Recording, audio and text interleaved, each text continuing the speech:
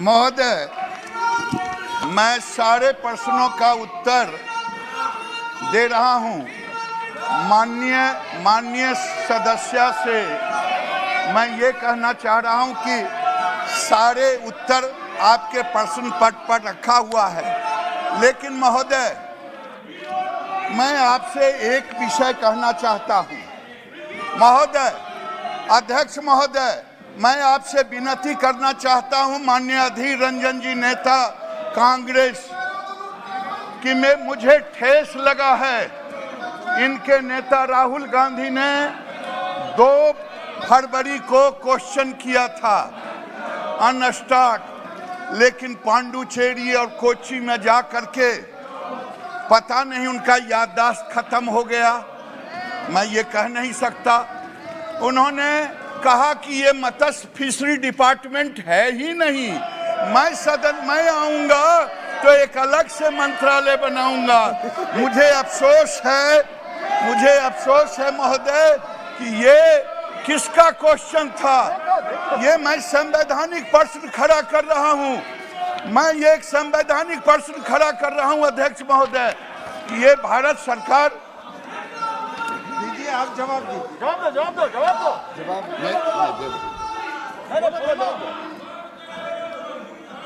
मैंने पहले ही कहा कि माननीय सदस्य ने पूछा है कि राज्यवार ब्यौरा दें, तो उत्तर में ही मैंने दिया है 3,386.57 लाख भारत सरकार ने विभिन्न राज्यों को दिया है, राज्यवार ब्यौरा है।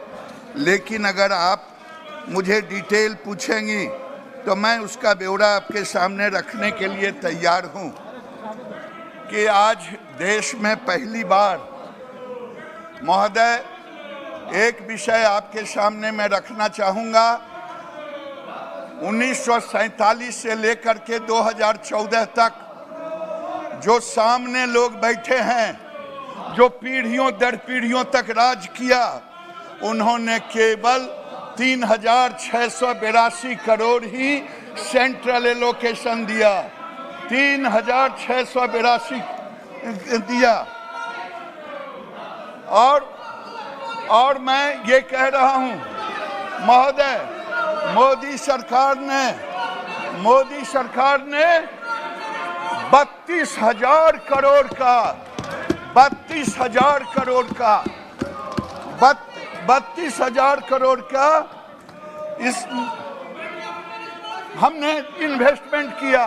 और जानते हैं, जिसने वर्षों तक राज किया भारत में 2014 तक केवल 100 लाख उत्पादन हुआ था मछली का, केवल 100 लाख 10 मिलियन। मोदी ने केवल 6 साल में 150 लाख का उत्पादन किया। मैं इनसे पूछना चाहता हूं, जिनको पता नहीं है, जिनके नेता को पता नहीं है, इनके नेता को पता नहीं है कि फिशरी डिपार्टमेंट कहां है, कब अलग हुआ। मोदी जी ने 2019 के पहले 2 डिपार्टमेंट बना दिया।